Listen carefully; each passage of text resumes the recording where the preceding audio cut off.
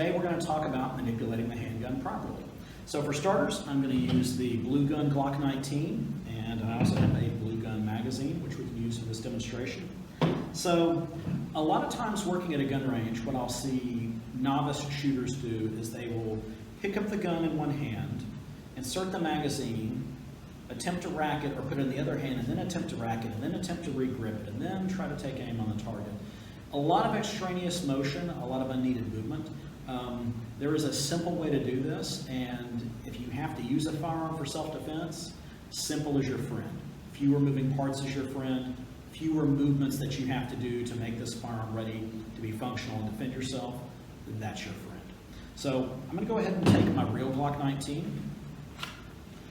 First thing I'm going to do is I'm going to make sure that there is no source of ammunition, lock the slide back, safety check, always make sure that the barrel is, the chamber is empty. Okay, so now we go on with this.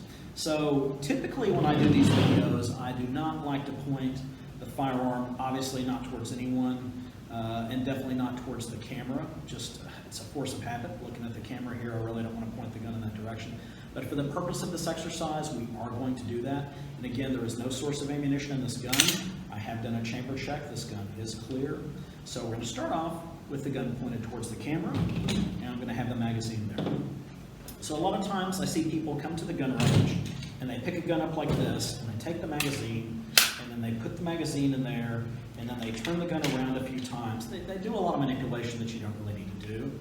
I want to think about doing things as efficiently as possible when it comes to using a firearm, especially if I'm going to have to use it for self-defense. I want my training methodology to be the same as my actual application. I want whatever I'm doing with the gun at the gun range to be exactly the same as it would be if I had to do a reload under duress, if I'm in a firefight or a situation where I'm defending myself and I need to put a magazine in there and get another round in and get the bad guys off of me or my friends or family. So I like to start with the gun pointed down range at the gun range. It's on the bench.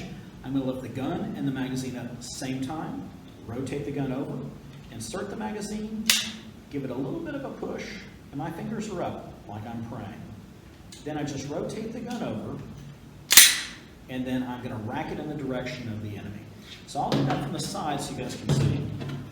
Pick the gun up, insert the magazine, rotate the gun over, rack it, and then from there, get my grip on the gun, and then I can engage whoever I need to engage. It's kind of funny. I see a lot of times people do this. They insert the magazine. The first thing is they insert it from the bottom, and then it doesn't go all the way in, and then sometimes it falls out, right? I'm a fan for picking up the gun, keeping it horizontal, because if the magazine doesn't click into place, it's not going to fall out of my hand at a critical time when I need to make sure it doesn't fall out of my hand. Right? So I pick both of these up, turn it over, and I insert it here, and I just turn the gun over, because when I rack this thing, later on, if I'm going to do some gun fu, if I'm going to do some non-lethal application or non-lethal use of this gun at close range, if someone's a little too close for me, they grab me, they try to push me, they try to get the gun away, and I need to use both hands, I'm always going to rack this gun in their general direction, because if they get too close, I'm going to punch them with the muzzle. Again, notice that my finger is off the trigger when I do this. Okay. 1, 2, I turn it over. I haven't had to contort my body or do anything weird. And then I go forward, and then I'm ready to go. Okay. It's really amazing. A lot of times here at the range, I'll see people do this. And once again, I'm going to be pointing the gun towards the camera. Apologies for that. I am very safety oriented and I don't like doing it, but for the purpose of this demonstration, you need to see it. So we'll have folks that pick up a gun, insert the magazine, and for the love of God, I have no idea why they do it. They like contort their body in such a way, it's just so easy just to turn the gun over. The worst thing that I've seen here in my years at this range are people who insert it and then turn the gun. I don't even like doing this on video because I'm looking at the video as I film it and it looks ridiculous. Not even going to do it with the real Glock. People will insert a magazine, and I have literally seen people turn the gun and point it either at their stomach or their groin and attempt to rack it. And I have seen people do so with their finger on the trigger.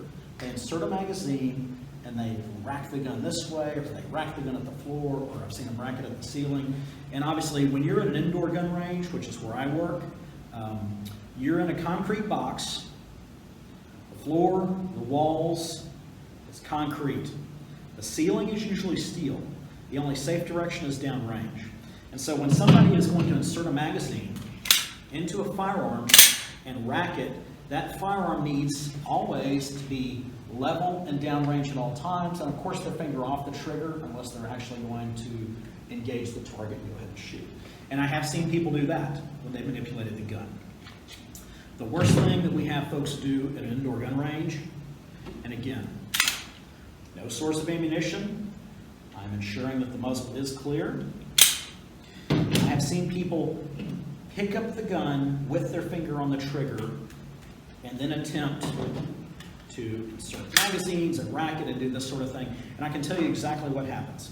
I've seen somebody do this. No source of ammunition, it's clear.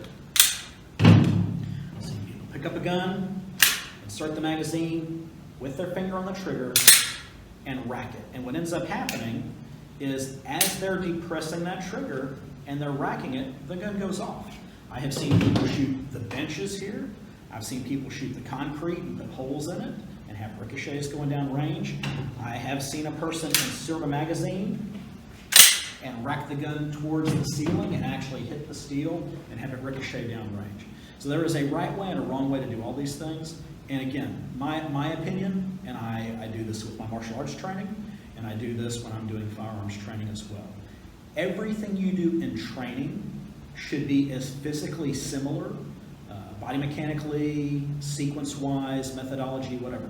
Everything you do physically in training should approximate what you're going to need to do in reality as much as humanly possible. Okay.